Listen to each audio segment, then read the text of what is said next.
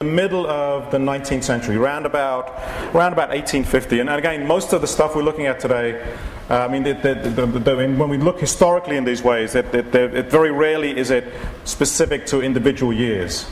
We're talking about broad changes that are taking place in America around this time, in the middle of the 19th century.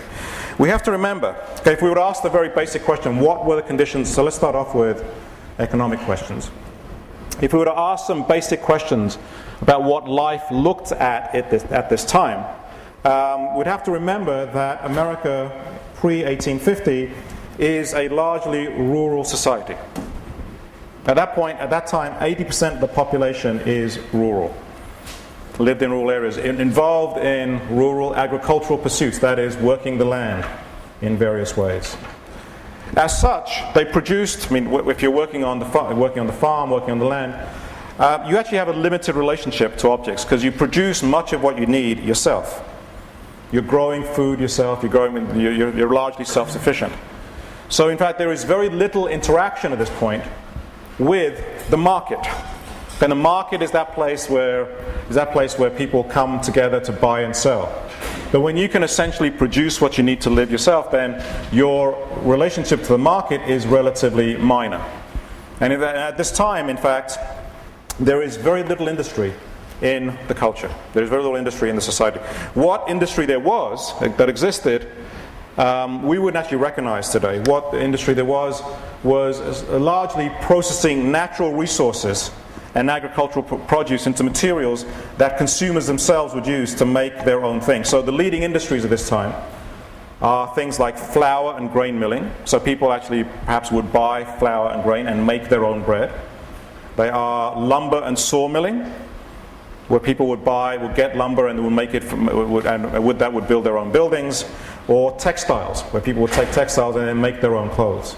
So those are the major industries are resource extractive industries at this time. These are the kind of things that people bought in the marketplace.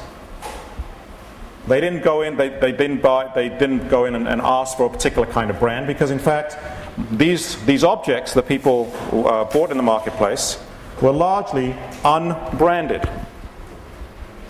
And we'll see how we now think of brands as being natural. That when someone makes a product, then they automatically put their name on it. Well, wasn't always the case. In this transitional period, in this early period, in fact, there were no trademarks and no brands.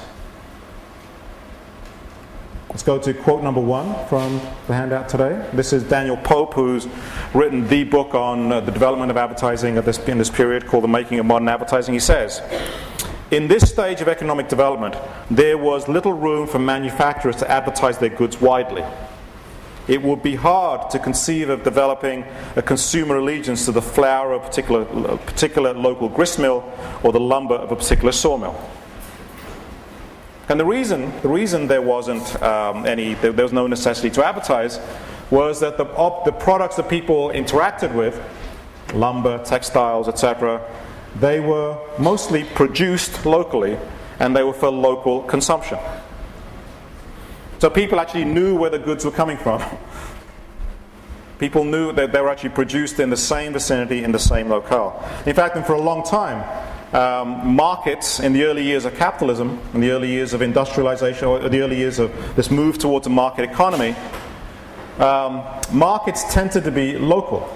And the very simple reason for that was that there was no transportation system that existed at this time to get commodities from one place to another. And if you wanted to get them from one place to another, it actually costs a lot of money. Because actually at this point there is no rail system, there is nothing that makes hauling goods cheap. And so goods are produced and then sold locally, and therefore consumption is local.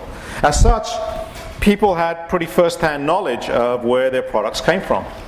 They knew the lumber mill it came from, they knew the people who make where the textiles were coming from, etc. They knew the farm that the flour was coming from, or the mill the flour was coming from. There was actually little reason, for this reason, there was little reason to advertise. Now there were some goods that came in. Okay, so very little advertising. Very little advertising. Now there was some advertising, and this actually is, we're getting to an interesting kind of transitional phase. There were some goods that did actually come from outside, because not everything was available, not everything that was needed was there in the places that people lived. Things like hardware items, or things like salt or spices, things that you could not get in that area. Some of those things did come into a local retailer. But even for that, there was actually little advertising.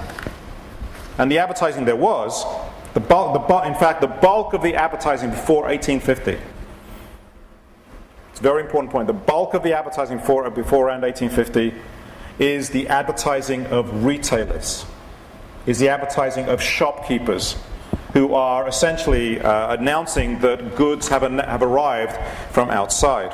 And these ads are more like classified ads than what we would see today. And let's look at, this is from a paper called the Palmer Journal in Palmer, Massachusetts.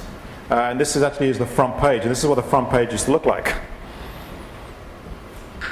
And it's actually, I'm going to come back to this page because it's a very interesting page. Let's look on the left-hand side. Okay, so it says, that there's essentially a retailer called Chapman and French. Okay, boys and men's and boys' clothing of every description for sale by Chapman and French. Sperm, whale, and linseed oils for sale at some prices by they're essentially announcing, look, you want clothing, we've got some. You want oil, we've got some. Flour, we've got some. Okay, come in. Essentially, an announcement of their availability.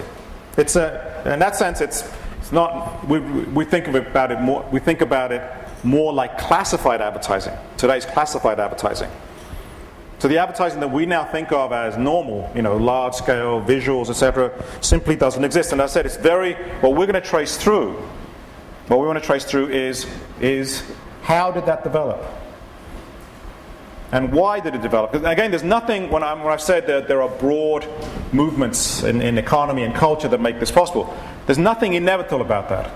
There's no reason why advertising should have developed in that direction as opposed to some other direction.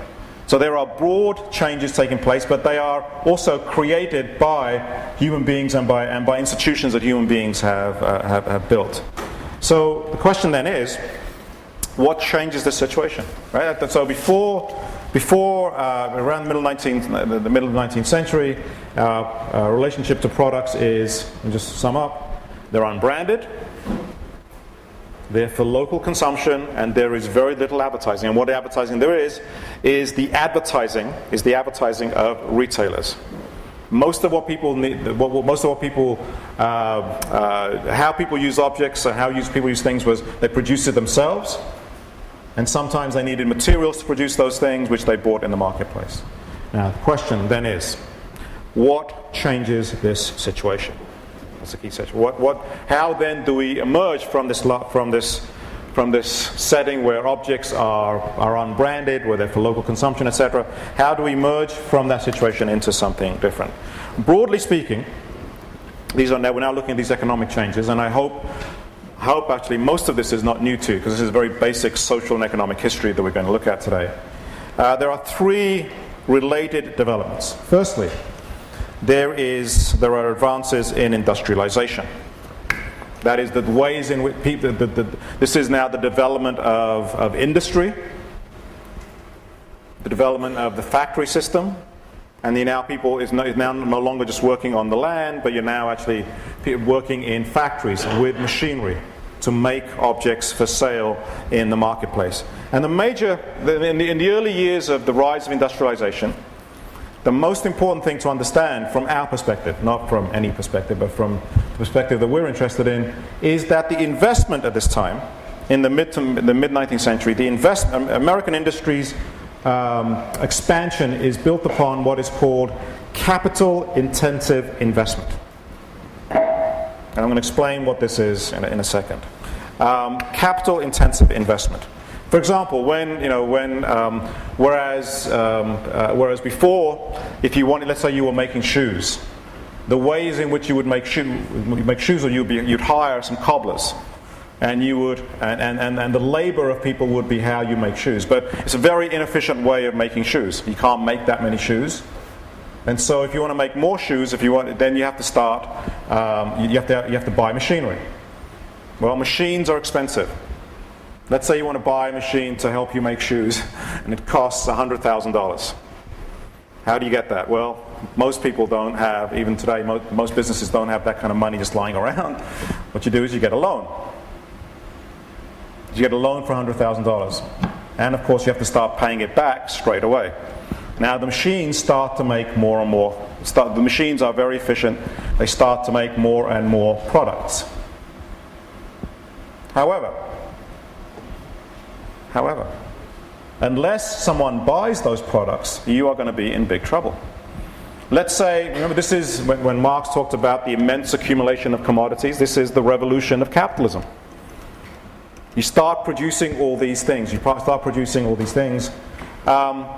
And you can't, once you've made an investment in capital, once you've made that investment in machinery, this is what you can't say. You can't say, oh, things seem to be a little bit slow. We're not actually selling as many products as we thought we would do, so we're actually going to ease up on production. We're going to produce less. We're going to shut the machines down. Because if you say that, your payment is still due the next week and the next month.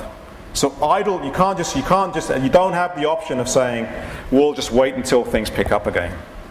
Now, let me contrast capital-intensive investment with labor-intensive investment. If you invested heavily in labor, that is, if instead of a machine you had actually hired, 10 cobblers, and they were producing a lot of shoes, more shoes than you could sell, then you could say to those cobblers, because you haven't invested in them, you're just saying, well, I'm going to pay you this wage this week, and you haven't made any investment beyond that. You could say to them, actually, we're going to lay you off because things are slow, and perhaps when they pick up again, we'll hire you back. And at that point, that's not costing you anything. You don't have to pay them if you lay them off. And so labor-intensive investment is different in that sense. But once you've invested in machinery, once you've invested a lot of money in machinery, then then those machines have to keep running. It is a business necessity that those machines keep running. As such, and this is not just in one business, but this is a general trend. As such, there is actually a huge increase in the number of goods that are produced. This is the production of the immense collection of commodities. And it is driven, right? It is driven in the first hand, not because people want them, not because there is a huge demand for this, but because, in fact, that is the way in which American industry is organized. And that there is, in that sense, an internal necessity in the way in which investment happens to keep the machines running and to keep producing more and more things. Like, for example, let me give you one example, and this is very general across a whole range of industries. In 1890, for example, there were 32,000 pianos produced in the US. By 1904, that is 14 years later, there are 370,000 pianos being produced. That is, there is almost a tenfold increase in production within a period of 14 years. Well, how are you going to? What are you going to do? Remember, those products have to be sold. Unless they're sold, then you don't have money coming back in to keep investing in the machines. And if you don't sell what you've produced, you are going to go bankrupt. You are going to go broke because you've made this huge investment. So one way, okay, what American industry needed at this time. It's a very rational way of thinking about it. What American industry needed this time was they needed to get, now, see, one solution from a societal viewpoint, you may say, actually, if you're producing too much, perhaps you should just cut back on that, and then you could put resources somewhere else. Well, when you're based on a system of private production, you don't have that option. And so, in fact, the problem is not that you're producing too much. The problem, of course, is the people aren't buying enough. And once you turn around that way, that is, in fact, the problem is not overproduction. The problem is underconsumption.